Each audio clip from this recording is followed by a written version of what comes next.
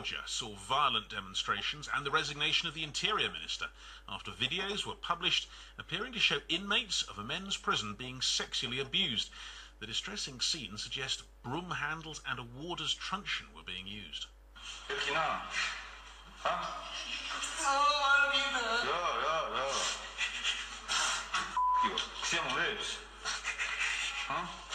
Grim scenes which were particularly sensitive given that Georgia is only a few days from a presidential election.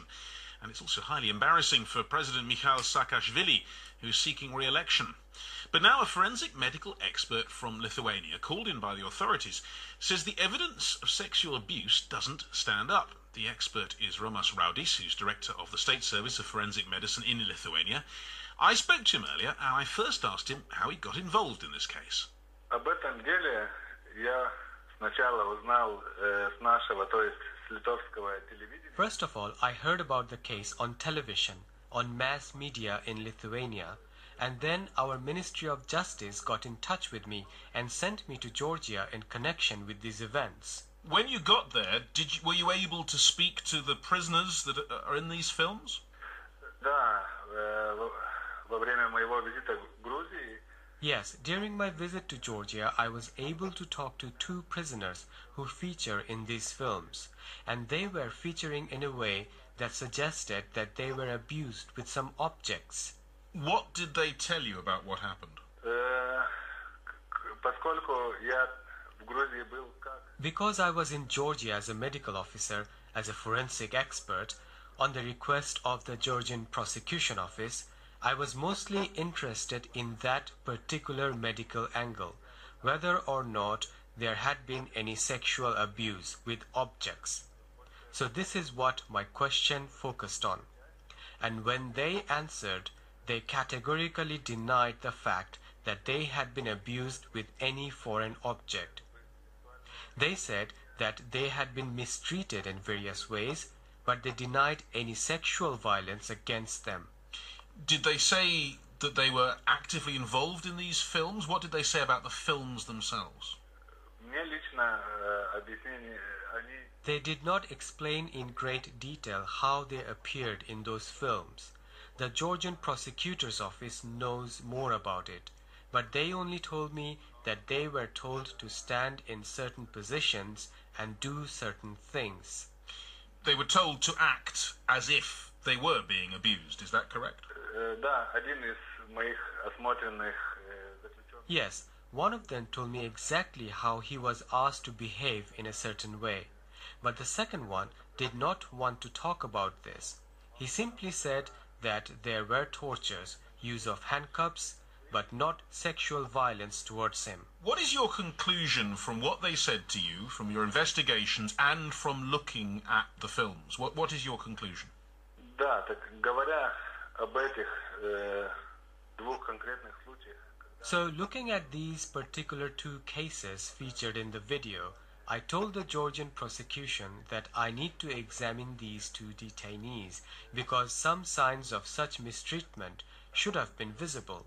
Even a year later, there should have been signs on the body of some kinds of objects that were supposedly inserted inside them. And there were no such signs in those parts of the body where they should have been. So from the medical point of view, I can deny the fact of sexual mistreatment of the kind that was shown in the video. Is it not also possible that given the shame that surrounds this kind of allegation, the men might want to deny or cover up that it had happened? Конечно, из-за суда человек может много чего. Yes, of course. People can hide all sorts of things out of shame. But if you saw the objects that we're talking about, that is a policeman's baton and a broom, and the films show how these objects were inserted in a body, and if you insert these objects into someone's body, they will leave marks on the body for a long period of time. What is your overall conclusion from this? Do you think this was a staged political demonstration of some kind of act put on?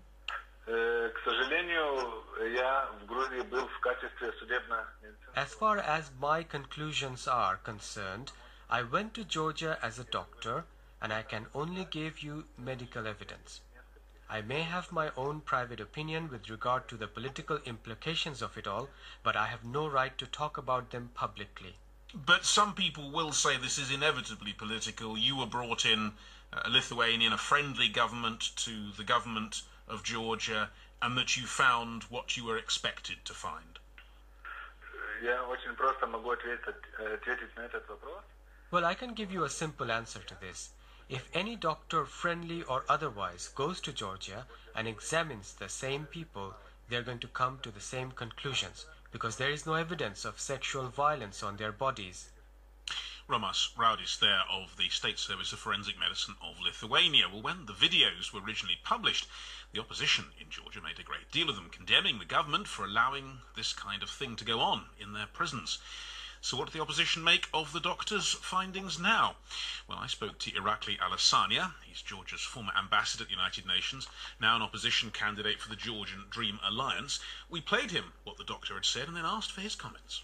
Well, let me tell you, this brutal scenes of the torture points out in a very profound and definite way that there is an organic structural problem in the system of the governance in this country. And those around the president are part of the culture of non-responsibility, denial, because the scenes were shown on TV. We all saw this. The Georgian public saw this, and clearly what the gentleman was saying, for me, it lacks the credibility. So you don't believe him? You think he's mistaken or he's lying? No, probably he was not shown the prisoners that were abused directly in this way, because it is on TV, it is on footage, and probably he didn't see. I don't want to go into the details. He told me that he saw the footage and that the prisoners he spoke to were the people he recognized from that footage. I understand. It doesn't say a thing to me. What I saw on TV, what the Georgian public saw on TV was brutal, it was torture, it was rape. And this is why what we're seeing in the streets of Tbilisi, what we're seeing in the streets of other cities in Georgia, it's a rage. It's a righteous rage of people that they don't want to have this kind of government that tolerates the torture in the prisons. But the evidence for this is this video footage, which seems now to have been undermined by medical investigation. Surely that is important, isn't it? Absolutely not. Absolutely not. The journalists, the medical experts, Georgian church, they all went to prisons. They interviewed people in there. They were saying that there were even more brutal acts conducted in the prisons, which we don't know yet. So probably the investigation that will be launched into it will surface more evidence towards this. So you don't have any faith in this investigation at all? Absolutely not. You think the man simply has said what he's been told to say? No, I wouldn't go into details. My assumption is he didn't see the right people and he didn't interview the right people. But no matter what he says, I know what I saw on the footage. And this footage is authentic because the National Security Advisor of the President and other officials, they accepted the guilt. But isn't the point that this is all coming on the eve of the election, and to a lot of people they'll say, well, this is simply a bit of electioneering, really. Why put out the video now? Well, we don't know how they surfaced. The fact that the government officials, civil servants, were involved in this kind of mass torturing. And what we saw in reality is the 21st century Inquisition. And we want to put an end to this. The Georgian people want to put an end to this, and they will put out the verdict on the October 1st election. Irakli Alasania, Georgia's former ambassador at the United Nations, now an opposition candidate for the Georgian Dream Alliance for the election which takes place on October the 1st. You're listening to NewsHour.